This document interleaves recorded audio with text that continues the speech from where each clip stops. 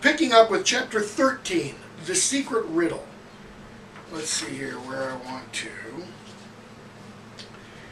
Harry goes off and has another one of his lessons with Dumbledore. Harry asks if McGonagall told Dumbledore about his suspicions with... Excuse me, I have to start my stopwatch. About his suspicions about Malfoy. Dumbledore says yes, but without any conclusive evidence. Okay. So Harry goes on and with Dumbledore, and we see about page 262, 263. We're actually picking up about 261 or so. Dumbledore tells Harry what happens with the locket that Merope had.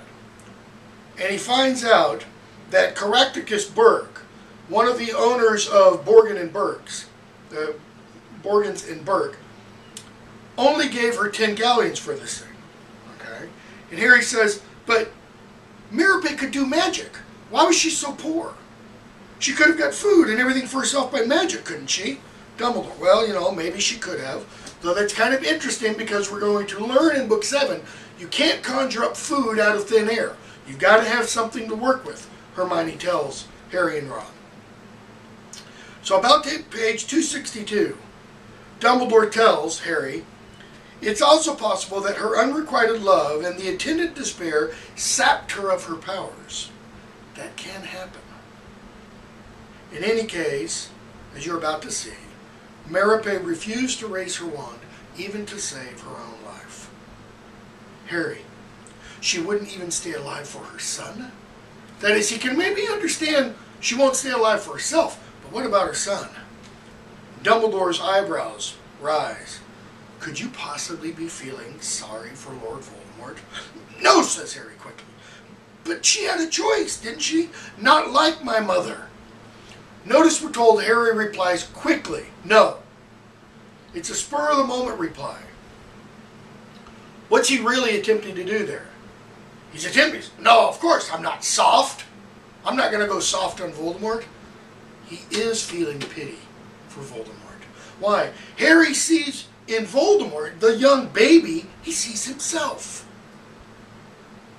That's why he says, but my mother didn't have a choice. Merope did. And Dumbledore corrects him.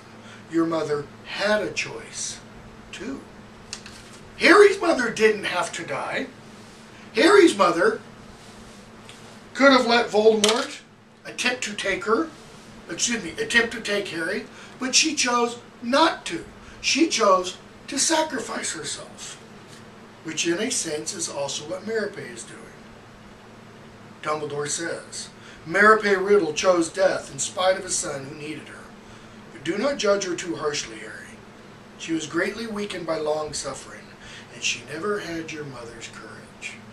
She also probably never had the loving home and family that Harry's mother had. Which, I mean, it's pretty clear what we saw in Book 5 with Petunia talking about how, you know, Harry's mother, you know, went off to that freak school and blah, blah, blah, blah, blah. Okay?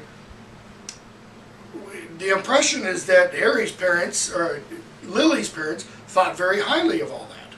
Okay? Merope had a father who thought she was a complete failure and treated her like dirt. So, they go into another memory and they see Dumbledore arrive at the orphanage that Tom Riddle is raised at. Okay. And we see Dumbledore's meeting of Tom Riddle, and we see the kinds of things Tom Riddle can do, and we find out that Tom Riddle has been, if not torturing, at least abusing other students, stealing their things, causing them pain and such. Okay. And we see there at about page 272, 273 maybe, Dumbledore calls him Tom, and then says, when you go to the Leaky Cauldron, ask for a barman named Tom. And Riddle twitches. You dislike the name Tom? And we hear the 11-year-old Tom Riddle. There are a lot of Toms. Okay? What does he mean? Tom is a common name. He knows he's not common. There's something different about him. He's already told Dumbledore he can talk to snakes. But before Dumbledore leaves, Dumbledore tells him he must do something. He must give back all the things he has stolen, and he must apologize. Okay? So, they come back out of the Pensieve, and Harry says he was a Parselmouth, and he was able to do things. Okay? We're told about page 275 or so. Dumbledore's talking about Tom Riddle's powers and such, and he says, you know, there were little stories of the strangled rabbit and the young boy and girl he lured into a cave. I can make them hurt if I want to. Dumbledore retells what Tom Riddle said. Okay? He goes on and says, you notice that Tom Riddle was already at 11 years old, self-sufficient. He was already determined. He was already secretive and apparently friendless. He didn't want help or companionship on his way to Diagon Alley. And he goes on and says, you will hear Death Eaters say that they are friends of Voldemort, but they're wrong. Lord Voldemort has never had a friend, nor do I believe that he's ever wanted one. And then he says, lastly, Harry, I know you're getting tired, but you got to pay attention to this. Tom Riddle liked to collect trophies. He says, this is important. Harry's still thinking, why? Why is this important? Well, Dumbledore hasn't yet told him about the Horcruxes. The Horcruxes are going to be Riddle's trophies. So we come to chapter 14. Felix Felicis. Okay. And we get the potion made. I'm going to skip a bunch. Actually, I may not even have anything to talk about in here.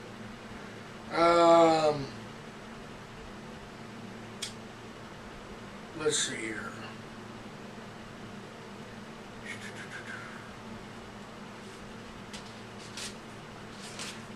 Actually, we're going to skip quite a bit.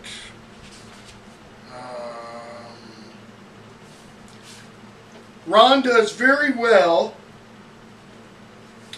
in the Quidditch tryouts, and about page 290, somewhere between 295, 298 or so.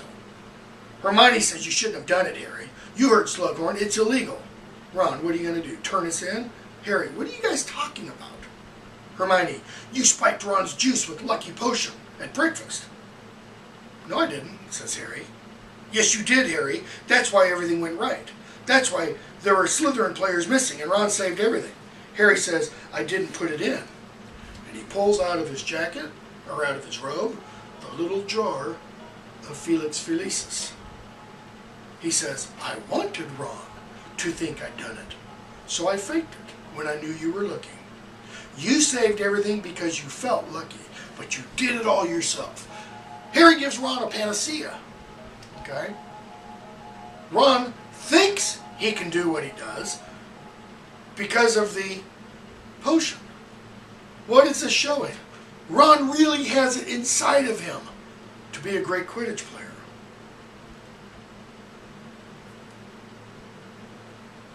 And Hermione's kind of like, oh, okay. Because Ron jumps on Hermione. You only think or thought I played well because of that. You don't think I'm any good, etc. So she's kind of upset at Ron and such. So we come to chapter 15, the Unbreakable Vow.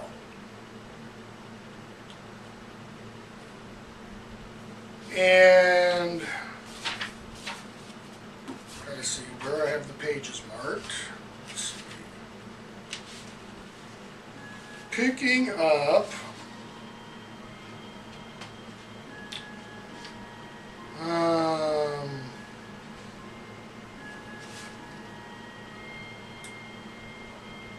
let's see here. Harry is talking with Slughorn and Snape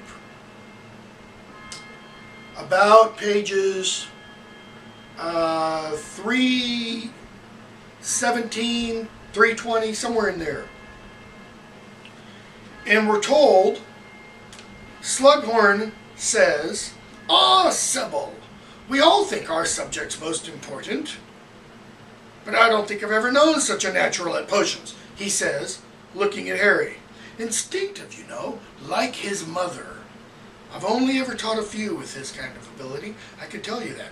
Sybil, why even Severus? Why even Severus what?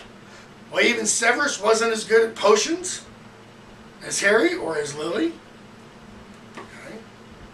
So Slughorn asks Harry, "Remind me of the courses you're taking?" And Harry starts rattling them off, and Snape says, "Oh, the subject's required in short for an Auror." And Harry says, "Yeah, that's what I'd like to be. I'd like to be an Auror." And Slughorn says, "Well, you'll be a good one." Okay. And Harry goes off, and he witnesses Malfoy and Snape going off, about page 320 or so. And he eavesdrops on them, and he hears this conversation where Snape's saying to Malfoy, "I want to help you. Trust me, Draco, like you used to." And Draco's saying, "I can do it all by myself. I don't need your help," etc. And Snape says about the bottom of page 321 or so, "I'm trying to help you. I swore to your mother I would protect you. I made the unbreakable vow, Draco." Draco says, "Looks like you'll have to break it then." Draco should know what that means. If Snape breaks the unbreakable vow, Snape dies. Right? "Snape, if you tell me what you're trying to do, I can assist you." Snape says, I don't need your, Draco says, "I don't need your help," etc. Okay? So this is kind of interesting. Draco has always looked up to Snape. He's always followed Snape's every word. And now he sees that Draco is in opposition to Snape. Okay? So, chapter 16. It begins with Harry telling Ron and some others about the unbreakable vow. And Harry says, "What happens if you break it?" "Ron, you die. Fred and George tried to get me to make one when I was about 5. Nearly did, too. Holding hands with Fred and everything when Dad found us. He went mental. Wouldn't the unbreakable vow be somewhat serious magic?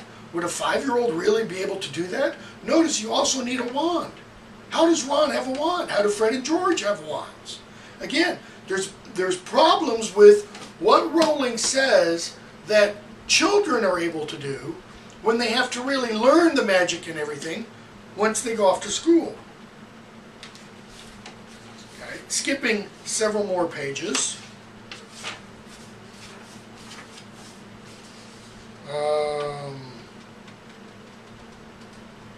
Harry tells the others about what Snape and Malfoy were talking about. And they talk about, when they're off at Christmas, they talk about Fenrir Greyback and such. And we're going to skip quite a bit. And we come to about page 343. Scrimgeour comes to Harry and he asks for Harry's help. He asks for Harry to stand up for the Ministry of Magic and to kind of essentially do, public service announcements. And Harry says to the minister, I don't really know what you mean. And the minister says, "Well, of course, to you it will matter enormously. But to the wizarding community at large, it's all perception, isn't it? It's what people believe that's important. That becomes, as we've talked in class, vitally important in Book 7. It is what people believe." And so Harry says, "Oh, I get it. So what you want people to believe is that I'm helping the Ministry of Magic when in fact I'm not? And you want the people to believe that the Ministry of Magic is actually doing something When they're not, no, Harry says. And we'll pick up there with the third lecture.